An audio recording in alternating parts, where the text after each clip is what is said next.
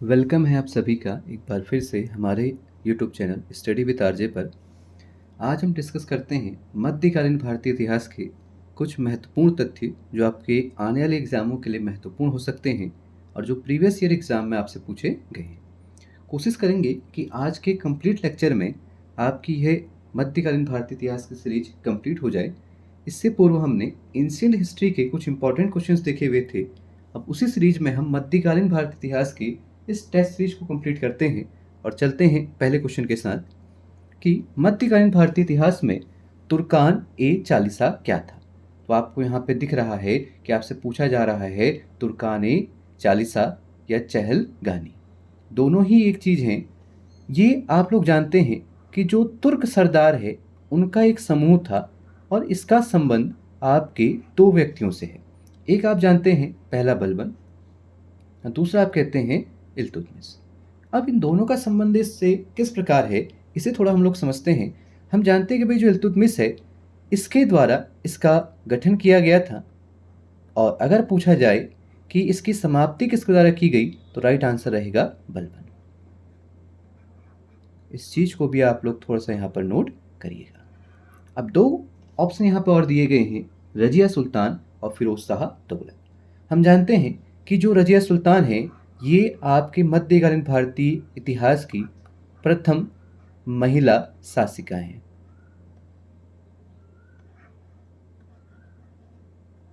तो इनसे भी आपका बड़ा ही क्वेश्चन पूछा जाता है, जो 1236 से लेकर 1240 तक शासन करती है।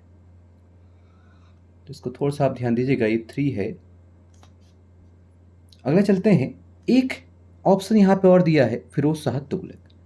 आप जानते हैं कि जो फिरोज शाह तुगलक है ये जाना जाता है 2 टाइम्स राज्याभिषेक के लिए, यानी 2 बार राज्याभिषेक कराने वाले शासक के रूप में से जाना जाता है। और इसके आपके राज्याभिषेक को उत्सव के रूप में मनाया जाता है, जिसका कारण है आपके इससे पूर्व शासक एमबीटी की मृत्यु। हम कहते हैं कि एमबीटी के समय ही कहा जाता है कि राजा को जनता से और जनता को राजा से मुक्ति मिली। तो इसी कारण हम कहते हैं जो जस्ट नेक्स्ट आने वाला शासक है उसका राज्याभिषेक 2 बार मनाया जाता है तथा एक उत्सव के रूप में इस राज्याभिषेक को मनाया जाता है। साथ ही साथ दिल्ली सल्तनत में सर्वाधिक नहरें, अगर हम कुछ और क्वेश्चन देखना चाहें तो आपसे पूछता है कि सर्वाधिक नहरें बनाने वाला शासक भी कौन है, तो आप कहेंगे फिरोज शाह तुगलक। आपके अत्यधिक बाग बगीचे बसाने वाला शासक भी कौन है, फिरोज शाह तुगलक।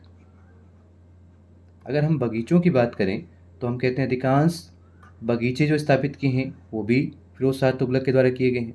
जिसे आप ताजगढ़ी जलघड़ी कहते हैं वो भी फिरोज शाह तुगलक ने बनाई है। दूसरा हम कहते हैं कि सर्वाधिक शहर, हम कहते हैं 300 से ऊपर शहर बसाता है आपका फिरोज शाह तुगलक। और यही फिरोज शाह तुगलक के द्वारा आप देखते हैं एमबीटी यानी जूना खां की याद में भी आपका एक शहर बसाया जाता है जिसे आप कहते हैं जौनपुर शहर। इसको भी आप लोग यहाँ पर ध्यान दीजिएगा। कह देते हैं जौनपुर शहर। और पूछा जाए किसकी याद में तो या तो जूना खां या आप कह सकते हैं एमबीटी की याद में। एमबीटी का ही अन्य नाम आपको जूना खां देखने को मिलेगा। इस चीज़ को भी आप लोग थोड़ा सा ध्यान दीजिएगा। अब चलते हैं नेक्स्ट क्वेश्चन की ओर।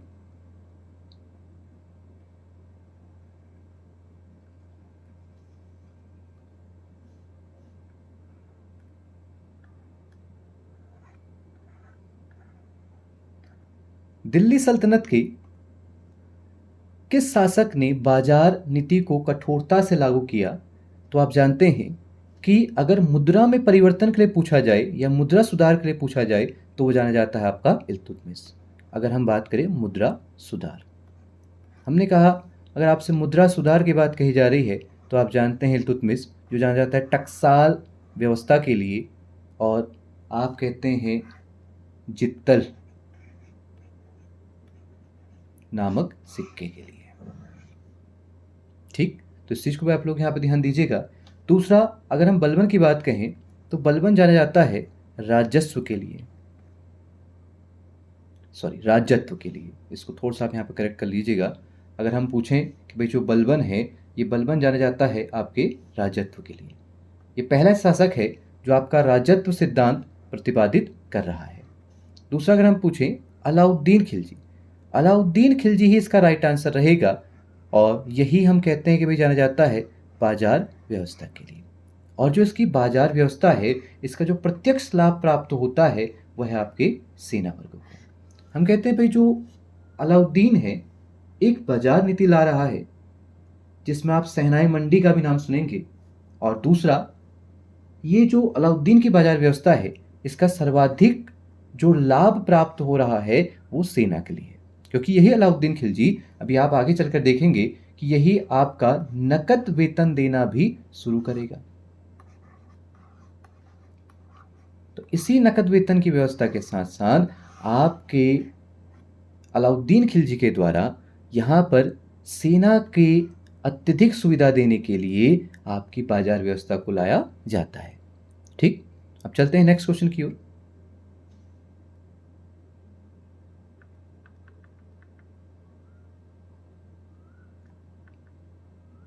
देखिए, अब आपसे पूछा जा रहा है सजदा और पैपोस। सजदा यानी सर झुकाना, पैबोस यानी आपके सुल्तान के पांवों को चूमना। आप जानते हैं कि भाई इनका संबंध आपके तुर्कों से नहीं है, और इन्हें चलाने वाला जो व्यक्ति है वो है आपका बलबन। आप कहते हैं गैर तुर्की परंपराओं को अपने राज दरबार में शुरू करता है, जिसमें सिजदा, पाबोस और आप एक उत्सव देखेंगे नौरोज। ये चीज़ें शुरू करने वाला व्यक्ति भी कौन है? आपका बलबन। तो इसका राइट आंसर भी रहेगा आपका बलबन। रजिया के बारे में अभी हम लोग पढ़ चुके हैं, फिरोज शाह तुगलक के बारे में भी हमने देखा, और इल्तुतमिश के बारे में भी हमने देखा था। तो इसका जो राइट आंसर है वह है आपका ऑप्शन डी, बलबन। इस प्रकार से आप लोग यहाँ पर आंसर कर सकते हैं। अब चलते हैं नेक्स्ट क्वेश्चन की ओर।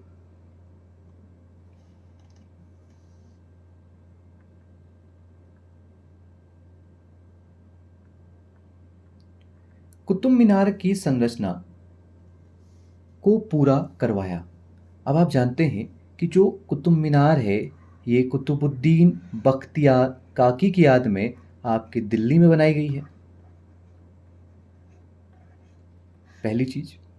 दूसरी, इससे जो जुड़े हुए नाम हैं, आपको एक नाम देखने को मिलेगा कुतुबुद्दीन ऐबक का, दूसरा आप नाम सुनेंगे इल्तुतमिश का, और तीसरा नाम आप सुनेंगे फिरोज शाह तुगलक का।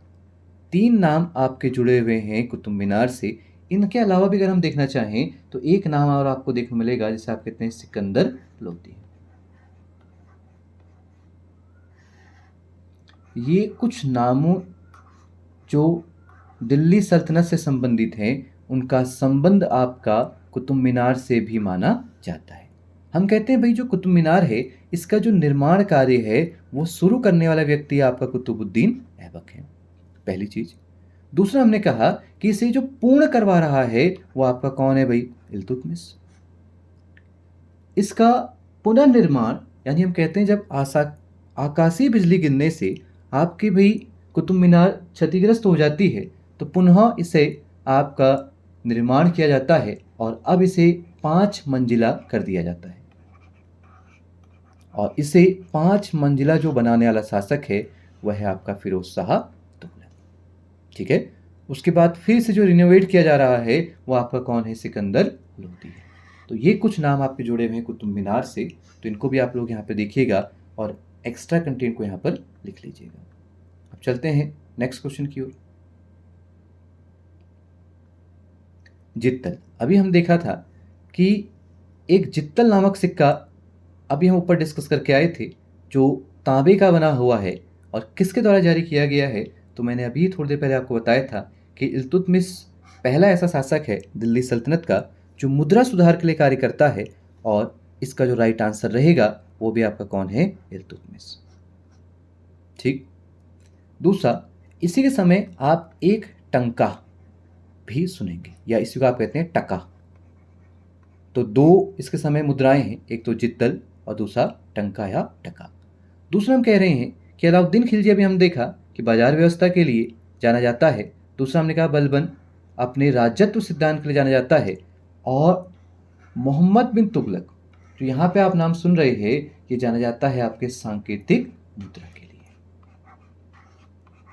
यानी मुद्रा व्यवस्था में सुधार करने वाला ये आपका दिल्ली सल्तनत का दूसरा शासक माना जाता है मोहम्मद बिन तुगलक। इस चीज को भी आप लोग थोड़ा सा यहाँ पे ध्यान दीजिएगा। अब चलते हैं नेक्स्ट क्वेश्चन की ओर।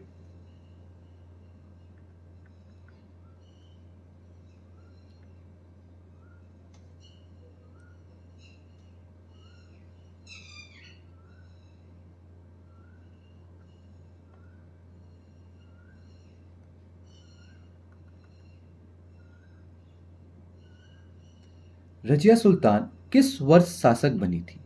अभी हम देखा था कि जो रजिया का टाइम पीरियड है वो आपका शुरू होता है 1236 और समाप्त होता है 1240।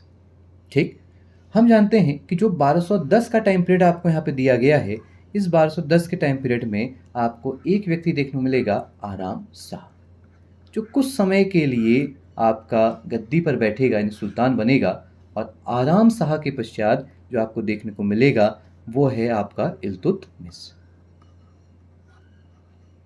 हम कहते हैं इसके बाद जो गद्दी पर बैठ रहा है गुलाम वंश यानी स्लेव डायनेस्टी की, वो है आपका इल्तुतमिश। इस चीज़ को भी आप लोग ध्यान दीजिएगा, ये आपसे यहाँ पे बार बार पूछा जाता है। यानी सबसे पहले हम कहते हैं ऐबक 1206 में, फिर 1206 के बाद हम देखते हैं 1210 में, और फिर हम देखेंगे इल्तुतमिश 1210 से लेकर 1236। अब एक चीज याद रखिएगा कि 1236 में डायरेक्ट रजिया यहाँ पर नहीं बन रही हैं, इनके बीच आपको एक नाम और सुनने को मिलेगा जिसे आप कहते हैं रुकनुद्दीन।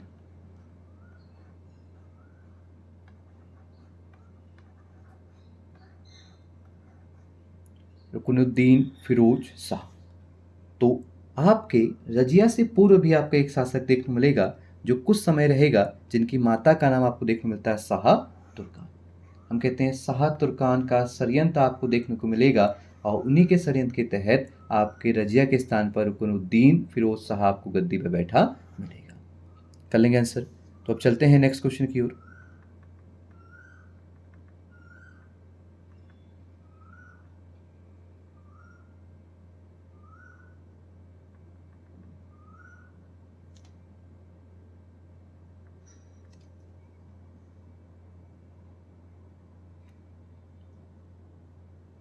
देखिए, गुलाम वंश का शासक नहीं है, आपसे यहाँ पे पूछा जा रहा है। अभी हमने देखा था कि जो गुलाम वंश का संस्थापक है वह आपने देखा कुतुबुद्दीन ऐबक। अगर हम गुलाम वंश के यहाँ पे बात करना चाहें तो कुतुबुद्दीन ऐबक इसके संस्थापक हैं। लेकिन यह व्यक्ति वास्तविक संस्थापक नहीं है। अगर वास्तविक आपसे पूछा जाता है तो आप आंसर करते हैं इल्तुतमिश।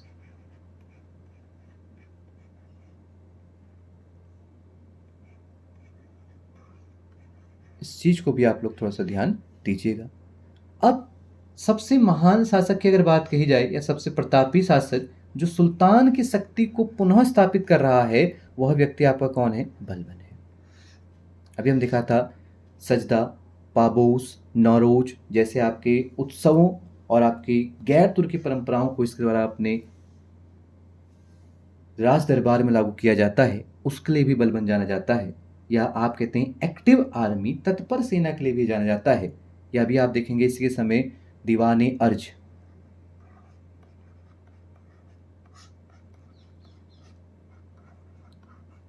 नामक सैन्य पद भी बनाया जाएगा, और आप देखेंगे इसी के समय आपको बरीद नामक गुप्तचर भी देखने को मिलेंगे। तो ये दो चीज भी आप बलबन से रिलेटेड याद रखिएगा।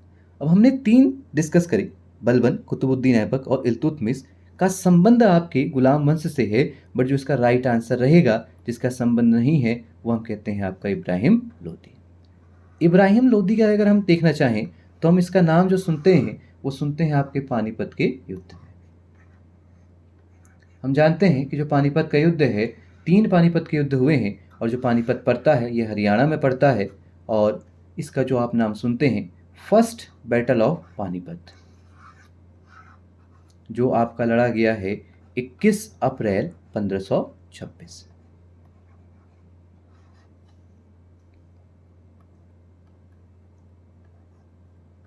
ऐसा कुछ आपको देखने को मिल जाएगा। अब इसमें पक्ष कौन कौन है, तो यहाँ पे आप कर सकते हैं कि भाई जो बाबर है, जो एक नए वंश की शुरुआत कर रहा है, इसे आप मुगलिया वंश यानी मुगल वंश के नाम से जानते हैं, तो जो पानीपत का पहला बैटल है वो इन्हीं के मध्य लड़ा जाएगा। इस चीज़ को भी आप लोग थोड़ा सा ध्यान दीजिएगा। अब चलते हैं नेक्स्ट क्वेश्चन की ओर। किस शासक ने भारत में सर्वप्रथम इक्ता प्रारंभ किया था? इक्ता अगर वर्ड की हम बात करें तो जो इक्ता वर्ड है, इसको अगर हम समझना चाहें तो इक्ते से तात्पर्य है भूमि का टुकड़ा।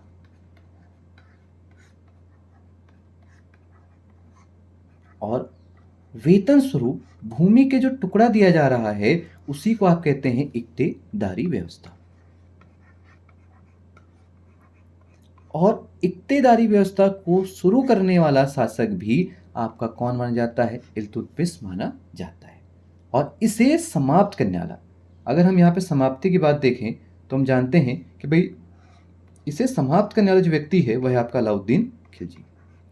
हम कहते हैं अलाउद्दीन खिलजी के द्वारा आपके नकद वेतन देने सैनिकों में प्रारंभ किया जाता है, तथा आप यहीं पे जानते हैं हुलिया व दाग प्रथा, यानी सैनिकों का हुलिया लेना और घोड़ों को दागने की प्रथा की जो शुरुआत है वह करने वाला भी कौन है? आपका अलाउद्दीन खिलजी है। इस चीज को भी आप लोग यहाँ पे ध्यान दीजिएगा। अब चलते हैं नेक्स्ट क्वेश्चन की ओर।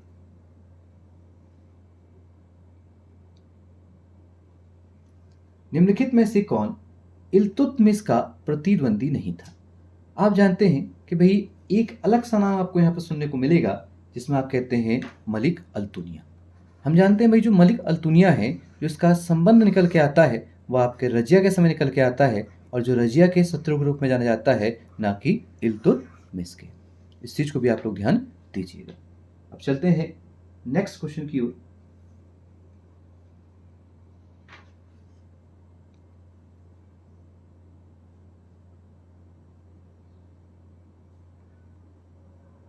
देखिए, सुल्तान बनने से पूर्व कड़ा का एक क्वेश्चन यहाँ पर रह गया है, पहले इसको डिस्कस कर लेते हैं, फिर चलेंगे नेक्स्ट कड़ा मानिकपुर की ओर। हमने कहा कि जो प्रसिद्ध कवि अमीर खुसरो हैं निम्नलिखित में से किस बादशाह के दरबार से संबंधित हैं? अब यहाँ पे बादशाह ना होकर इसे आप थोड़ा पहले करेक्ट करिएगा, यहाँ पर आएगा सुल्तान। हम जानते हैं कि जो दिल्ली सल्तनत है, दिल्ली सल्तनत के भीतर आपको सुल्तान पदवी देखने को मिलेगी, और जो बादशाह पदवी आप लोग देखेंगे ये बादशाह पदवी आपको मुगलों के समय सुनने को मिलेगी, बादशाह या पातशाह के नाम से जिन्हें आप लोग जानते हैं। इस प्रकार से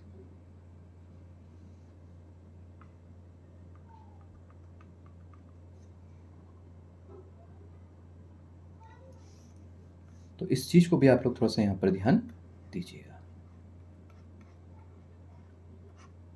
अब चलते हैं इसके आंसर की तरफ। हमने कहा भाई जो अमीर खुसरो हैं गुलाम वंश के ही नासिरुद्दीन महमूद के समय से उनका उदय होना शुरू होता है, और जो मुख्य रूप से आपको यहाँ पर आंसर देखने को मिलेगा वह आपको ऑप्शन बी बलबन। हम कहते हैं नासिरुद्दीन के बाद जो गुलाम वंश का शासक बन रहा है वो बलबन है, और नासिरुद्दीन के समय भी जो पूर्ण रूप से शक्तियां हैं वो आपके बलबन के ही हाथों में आपको देखने को मिलेंगी। ठीक, तो इस चीज को भी आप लोग यहाँ पर ध्यान दीजिएगा। अब चलते हैं नेक्स्ट क्वेश्चन की ओर। सुल्तान बनने से पहले किसने कड़ा के गवर्नर के रूप में भी कार्य किया हुआ है? अब इस चीज को आप लोग ध्यान दीजिएगा कि आपसे पूछा जा रहा है कि सुल्तान बनने से पूर्व कड़ा क्षेत्र का सूबेदार कौन था, या कड़ा क्षेत्र का गवर्नर या राज्यपाल कौन था? तो हम जानते हैं कि भाई इल्तुतमिश का इससे कोई संबंध नहीं है। इल्तुतमिश क्योंकि सुल्तान बनने से पूर्व बदायूं क्षेत्र में आपको देखने को मिलेगा। दूसरा हम कहते हैं जलालुद्दीन का भी इससे कोई संबंध नहीं है, सिकंदर लोदी का भी इससे कोई संबंध नहीं है, तो इसका जो संबंध राइट माना जाता है वह आपका अलाउद्दीन खिलजी।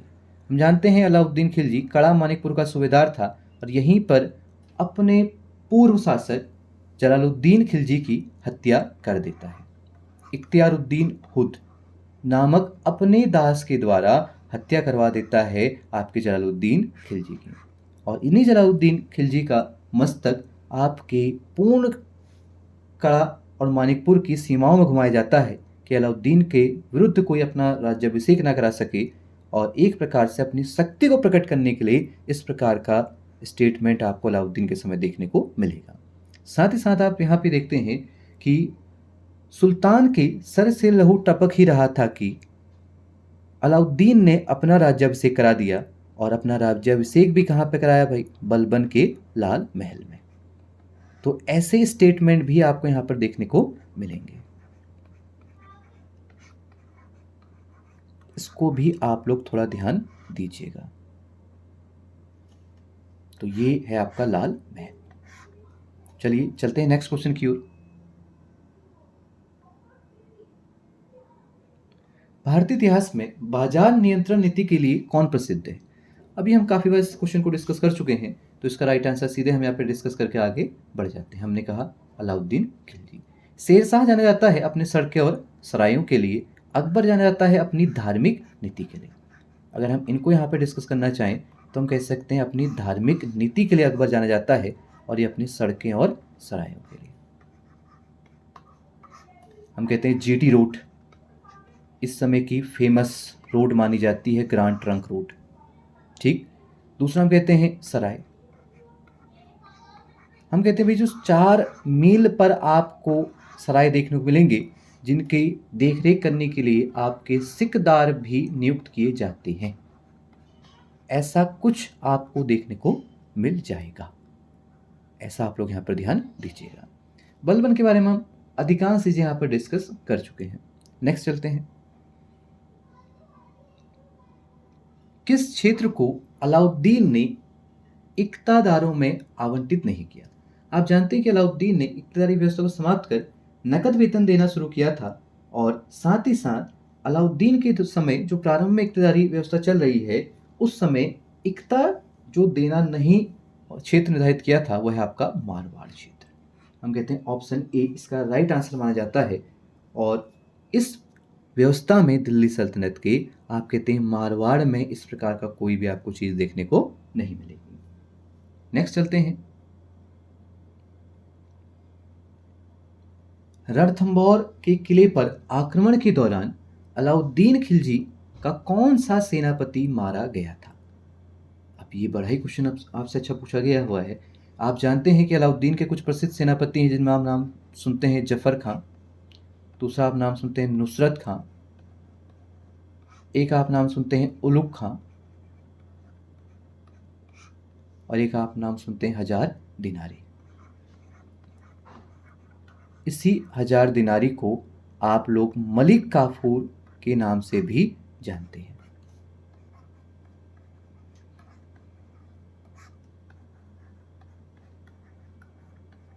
तो ये कुछ प्रसिद्ध सेनापति हैं जो आपको अलाउद्दीन के समय देखने को मिलेंगे। अब इन प्रसिद्ध सेनापतियों में से आपका एक राइट आंसर है। हम कहते हैं भाई रणथंभौर अभियान में प्रारंभ में उलुग खां और नुसरत खां को भेजा जाता है, परंतु इसमें से नुसरत खां की आपकी मृत्यु आपको देखने को मिलेगी।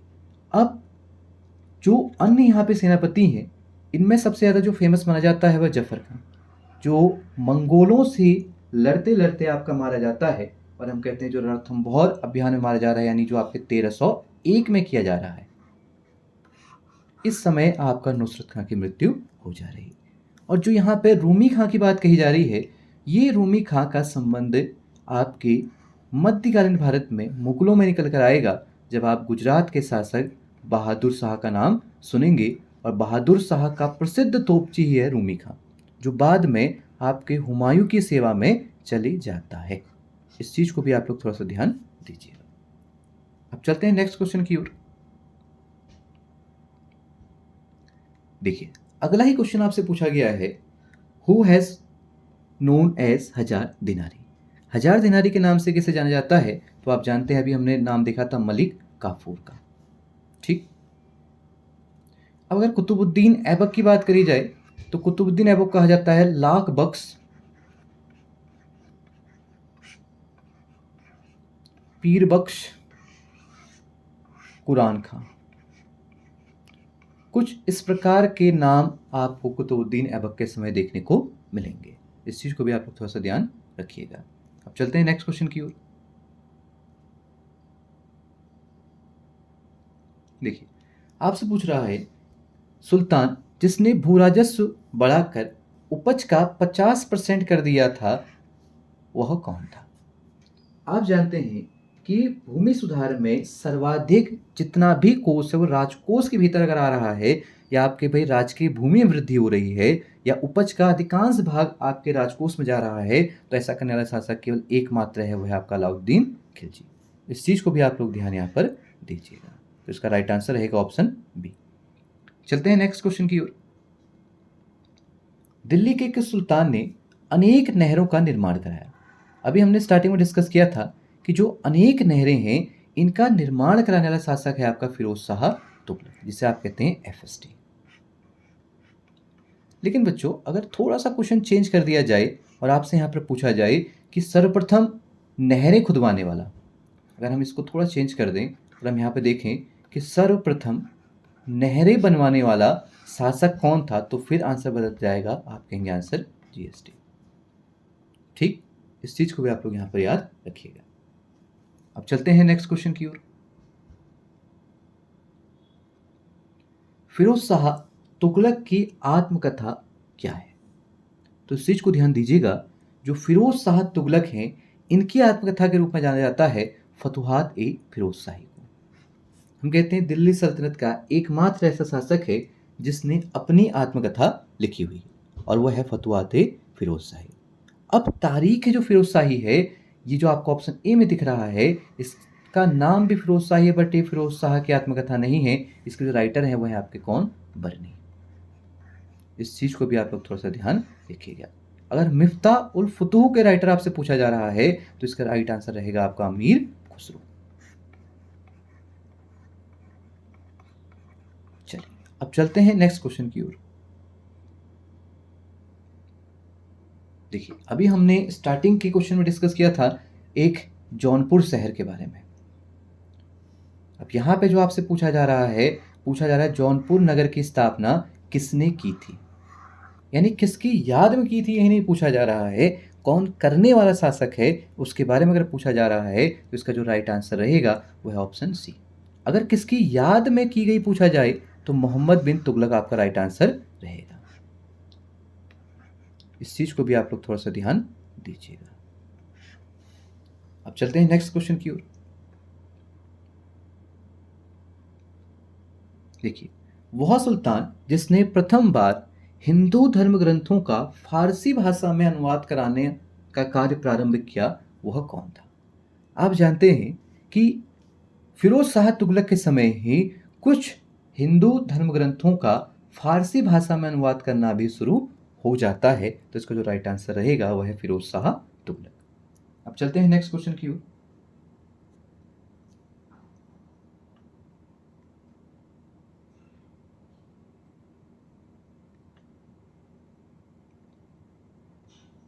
देखिए, अगला आपसे पूछ रहा है कि निम्नलिखित में से किसने सल्तनत काल में प्रचलित डाक व्यवस्था का वर्णन किया है? अब आप लोग जानते हैं कि डाक व्यवस्था जो प्रसिद्ध मानी जाती है वो जीएसटी के समय की है, और इस व्यवस्था का जो उल्लेख कर रहा है वो है आपका इब्न बतूता। हम कहते हैं भाई मोरक्को का निवासी है जो एमबीटी के समय भारत आ रहा है, इसे ही एमबीटी दिल्ली का काजी नियुक्त करेगा, काजी अर्थात न्याय संबंधित विभाग में। दूसरा, इसी को एमबीटी 1343 में चीन भेजता है अपना दूत बनाकर। ऐसा भी कुछ चीज़ आपको यहाँ पर देखने को मिल जाएगी। इस चीज़ को भी आप लोग ध्यान दीजिएगा। एक चीज़ और यहाँ पर पूछी जाती है कि इस इब्न बतूता के जो यात्रा वृतांत आप लोग देख रहे हैं, जिसे आप रहला नाम से जानते हैं, यह किस भाषा में लिखी गई है, तो इसको भी याद रखिएगा। ये लिखी गई है आपके अरबी भाषा में, तो इसका राइट आंसर रहेगा अरबी भाषा। बहुत सारी चीज़ें इसमें भी और हैं, आपको थोड़ी चीज़ें आगे आने वाले क्वेश्चंस में हम लोग डिस्कस करेंगे। अब चलते हैं नेक्स्ट क्वेश्चन की ओर। बाबर ने भारत में मुगल शासन की नींव किस वर्ष रखी थी? अभी हमने आपको बताया था कि एक बैटल ऑफ पानीपत हुआ था। पानीपत का पहला युद्ध हुआ था आपकी 21 अप्रैल को। कुछ डेट हमने यहाँ पे डिस्कस की हुई थी। हमने कहा था भाई 21 अप्रैल को आपकी पानीपत की पहली लड़ाई हो रही है और इस पहली लड़ाई की जो डेट थी वो थी 1526। इसके जो प्रत्यक्षदर्शी हैं वो गुरु नानक माने जाते हैं, जो सिखों के पहले गुरु हैं। तथा हम कहते हैं कि जो युद्ध है वो आपको इब्राहिम लोधी और बाबर के मध्य देखने को मिल रहा है।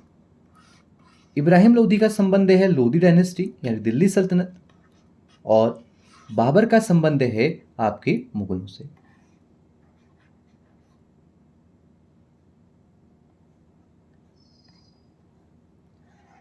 तो ये कुछ यहाँ पे आपसे पूछे जाते हैं। और अगर हम पूछें कि यहाँ पे भाई जो मुगल शासन की एक नींव रखी जा रही है और एक बड़े साम्राज्य का अंत हो रहा है, उसका जो कारण है वह है आपका तुलुगमा युद्ध नीति। और एक अन्य आप लोग चीज़ यहाँ पे देखेंगे जिसे आप लोग कहते हैं उस्मानी पद्धति। थोड़ा सा हम इसको ऊपर करें तो यहाँ पे हमें थोड़ा स्पेस मिल जाएगा, तो यहाँ पे हम इसे लिख लेंगे। हमने कहा भाई अगर इसका एक अन्य और कारण मानते हैं तो वह आपकी उस्मानी पद्धति।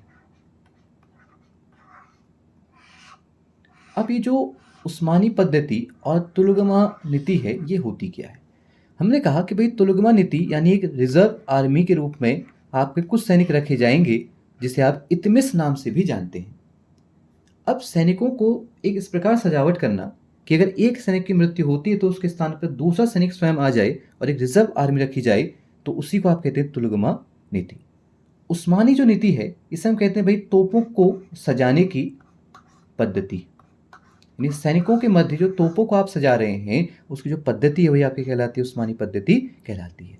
यही तो आपके रीज़न है भारत में मुगल साम्राज्य की स्थापना के और बाबर के आपके मुगल वंश की स्थापना के भी यही कारण माने जाते हैं। इस चीज़ को भी आप लोग ध्यान दीजिएगा। इसी युद्ध के बाद जो बाबर है वो आपके कलंदर का टाइटल भी ग्रहण करता है, क्योंकि इसी युद्ध के पश्चात हम लोग जानते हैं कि जो बाबर है, बाबर के द्वारा आपकी एक सिक्का बांटा जाता है काबुल के निवासियों को, जिसे आप कहते हैं शाहरुख नामक सिक्का। अगर यहाँ पे हम उसे लिख लें तो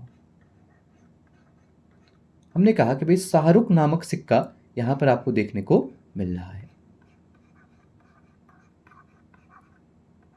तो इस चीज को भी आप लोग ध्यान दीजिएगा। और ये किससे निर्मित है? तो याद रखिए चांदी से निर्मित है। अब चलते हैं नेक्स्ट क्वेश्चन की ओर। इब्न बतूता ने अपना यात्रा वृत्तांत रिहला किस भाषा में लिखा हुआ है?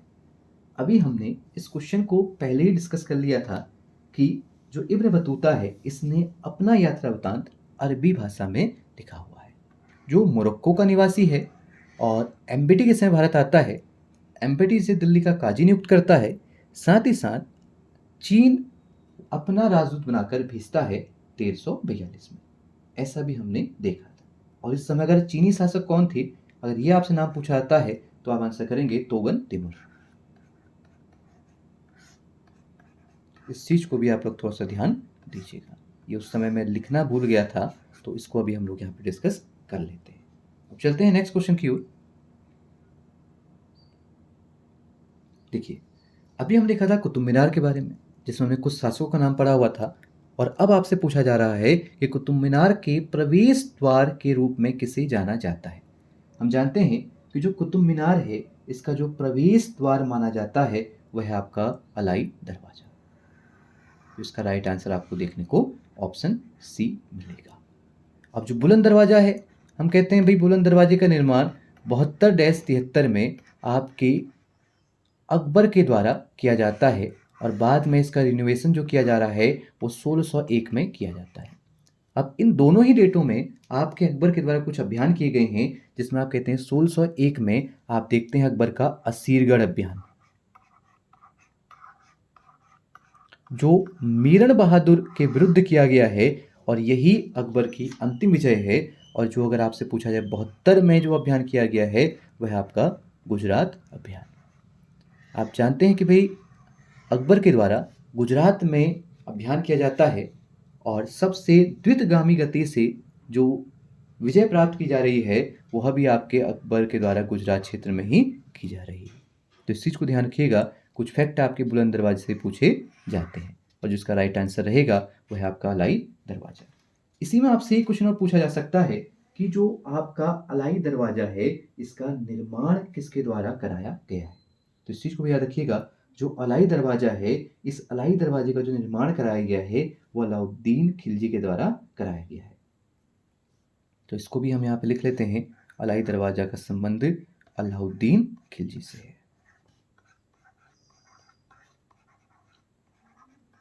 तो ये भी कुछ आपको यहाँ पर देखने को मिलेगा। अब चलते हैं नेक्स्ट क्वेश्चन की ओर। सितार का जनक किसे माना जाता है। आप जानते हैं कि भाई तबला और सितार के जनक के रूप में जाने जाते हैं अमीर खुसरो, जो साहित्यकार के रूप में भी आपके काफ़ी प्रसिद्ध माने जाते हैं। अब चलते हैं नेक्स्ट क्वेश्चन की ओर। आगरा शहर के संस्थापक कौन है। अब याद रखिएगा, आप जानते हैं कि जो आगरा राजधानी है वो आपके मुगलों की आपको राजधानी के रूप में देखने को मिलेगा, बट इससे पूर्व जो आप देखेंगे सिकंदर लोदी। हम कहते हैं कि भाई दिल्ली सल्तनत का जो शासक सिकंदर लोदी है 1504 में इसकी स्थापना करता है तथा 1506 में इसे अपनी राजधानी बना देता है। हम जानते हैं कि एक नाम मोहम्मद बिन तुगलक का यहाँ पे आया है, तो हम कहते हैं देवगिरी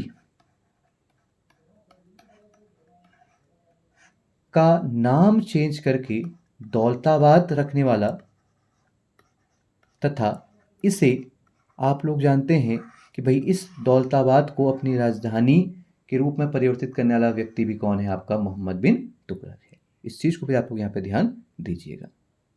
अब चलते हैं नेक्स्ट क्वेश्चन की ओर। निम्नलिखित में से कौन सी पुस्तक अमीर खुसरो के द्वारा लिखी नहीं गई है। तो इस प्रकार के बहुत सारे क्वेश्चन आपको देखने को मिलेंगे कि जो साहित्य से यहाँ पे आपसे पूछे जाते हैं। तो इसको आप जानते हैं कि नूर सिपिहर आपके अमीर खुसरो के द्वारा लिखी गई है। दूसरा जो आपको यहाँ पर दी गई है पुस्तक देवल रानी खिज्र खां, यह भी अमीर खुसरो के द्वारा लिखी गई है, जिसमें आप कहते हैं कि देवल रानी के प्रेम प्रसंग के बारे में आपको देखने को मिलेगा, यानी प्रेम कथा के बारे में देखने को मिलेगा। दूसरा हम कहते हैं खजाइन उल फुतूह भी आपके अमीर खुसरो के द्वारा लिखी गई है, बट जो ताज उल मासिर है यह आपके अमीर खुसरो के द्वारा लिखी नहीं गई है और जो इसके रचनाकार हैं वह हैं हसन निजामी। तो इस चीज़ को याद रखिएगा, इसके जो राइटर हैं वह है हसन निजामी।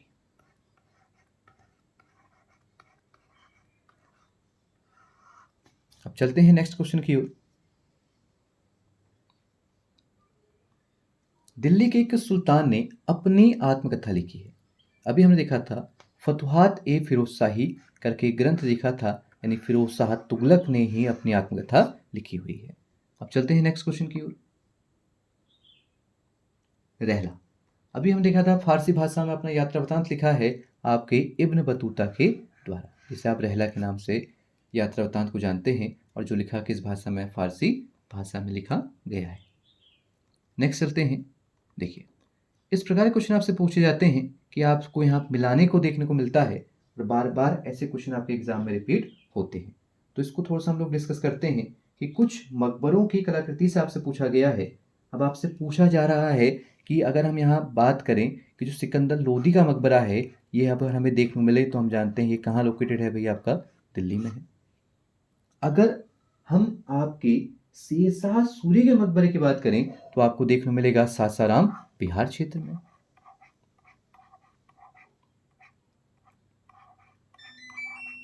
या इसी को सहस्राम के नाम से भी जाना जाता है। दूसरा अगर हम बात करें कि आपकी जो बलबन का है यह भी आपको दिल्ली में देखने को मिलेगा।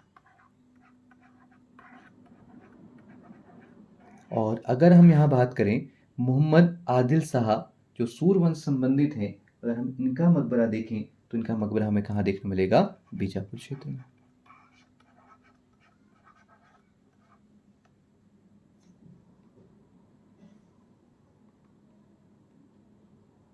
देखिए, हमने कहा भाई इनका जो मकबरा है वो आपको देखने को मिलेगा बीजापुर क्षेत्र में, ऐसा कुछ।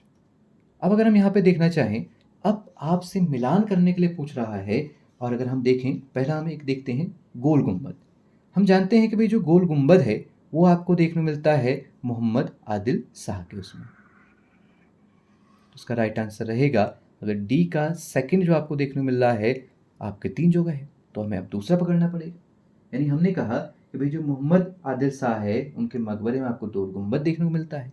अब अगर चलते हैं सत्य मेहराबी मकबरा, यानी आप कहते हैं भाई जो सत्य मेहराबी मकबरा है, यानी जहाँ पर आपको इस प्रकार की कलाकृति देखने को मिलेगी जो आपके भारतीय इस्लामिक पद्धति के प्रयोग कर बनाई गई है, और आप कहते हैं मेहराब यानी इस प्रकार की कुछ कलाकृति है। ये चाप टाइप में आपको ऊपर से देखने को मिलेगा और नीचे से आपको चीज़ें देखने को मिलेंगी, यही है आपका मेहराब। अब मेहराब अलग अलग प्रकार के होते हैं। आप कहते हैं घोड़े की नाल का मेहराब भी आपको देखने को मिलेगा जो कंप्लीट इस प्रकार का होगा, फिर इस प्रकार की चीज़ें वहाँ देखने को मिलेंगी। तो मेहराब के बहुत सारे टाइप हो सकते हैं, तो इस चीज़ को भी आप लोग ध्यान दीजिएगा। अब अगर हम सत्य मेहराबी मकबरा देखना चाहें या शुद्ध इस्लामिक शैली में बना मकबरा देखना चाहें, तो वह आपका बलबन का, यानी सी में थर्ड अगर कहीं पर हमें दिखेगा तो इसका राइट आंसर हो जाएगा, यानी कि ऑप्शन बी। अगर आप यहाँ पे देखना चाहें तो इसका राइट आंसर रहेगा ऑप्शन बी। अब बाकी हमें देखने की आवश्यकता पड़ी ही नहीं, तो इस चीज़ को भी आप लोग यहाँ पे ध्यान दीजिएगा। अब चलते हैं नेक्स्ट क्वेश्चन की ओर। देखिए, अभी हमने ऊपर डिस्कस किया था खजाइन उल फुतूह, जो आपके खिलजी मस्की में जानकारी देती है, और मेनली अलाउद्दीन खिलजी के बारे में जो अधिकांश जानकारी देती है, उसके जो लेखक हैं वो हैं आपके अमीर खुसरो। चलिए चलते हैं नेक्स्ट क्वेश्चन की ओर। एतमाद उद दौला का मकबरा किसके द्वारा बनाया गया है? ठीक है, तो एतमाद जो उद दौला हैं इनका मकबरा जाना जाता है पित्रा कला में बनाया गया पहले मकबरे के रूप में, और ये संबंधित हैं नूरजहाँ से, और हम जानते हैं नूरजहाँ के पिता की उपाधि ही आपको एतमादुल्लाह देखने को मिलती है, जिन्हें आप गियास बेग के नाम से जानते हैं, और इन्हें यह उपाधि देने वाले व्यक्ति कौन है? आपका जहांगीर। ऐसा आपको यहाँ पर देखने को मिल जाएगा, इस चीज़ को भी आप लोग ध्यान दीजिएगा। तो नूरजहाँ के आदेश पर ही एतमादुल्लाह का मकबरा बनाया जाता है, इस चीज़ को भी आप लोग थोड़ा सा ध्यान दीजिएगा। बहुत बार आपसे एग्जाम में इससे क्वेश्चन पूछा जाता है कि पित्रा कला में बनाया गया पहला मकबरा कौन सा है? तो एतमादुल्लाह। ठीक, अब चलते हैं नेक्स्ट क्वेश्चन की ओर। मुगल काल में मुजारियान शब्द का प्रयोग किस लिए किया जाता है? हम जानते हैं कि भाई जो मुगल काल में कृषक हैं उनके लिए आपके मुजारियान शब्द का प्रयोग किया जाता है। बार बार आपसे ये क्वेश्चन रिपीट किया गया है, और आपके यूकेपीएससी रेवेन्यू इंस्पेक्टर में भी आपसे क्वेश्चन बार बार यहाँ पर पूछा जाता है, और हाल ही में आपने जब एग्ज़ाम दिया होगा तो वहाँ पे भी आपके क्वेश्चन आपको रिपीट होते हुए दिखा होगा। तो इस चीज़ को भी अगर हम देखना चाहें तो इसका जो राइट आंसर रहेगा वह है आपका कृषक, यानी किसानों से इसका संबंध माना जाता है। अब चलते हैं नेक्स्ट क्वेश्चन की ओर। अकबर के शासनकाल में आमील नामक कर्मचारी प्रशासन के किस स्तर पर नियुक्त होता था? अब आपके मुगल एडमिनिस्ट्रेशन से क्वेश्चन पूछा गया है कि जो आमील है इसका जो नियुक्ति की जाती थी वह कहाँ पे की जाती थी? तो याद रखना जो आमील का संबंध है वो आपके परगना क्षेत्र से है। ठीक, तो इस चीज़ को भी याद रखिएगा, इसका राइट आंसर है आपका परगना। चलिए हम कहते हैं गांव के अगर हम देखें तो यहाँ आपको मुकद्दम देखने को मिलेगा। प्रांत यानी सूबे में बात करें तो यहाँ आपको वली या दीवान देखने को मिलेगा, ऐसा कुछ नाम आप लोग सुनते हैं। ठीक, चलते हैं नेक्स्ट क्वेश्चन की ओर। और अगर सरकार, एक और रह गया तो इसे भी कंप्लीट कर लेते हैं। अगर सरकार की बात की जाए तो यहाँ पे हमें देखने को मिलेगा फौजदार।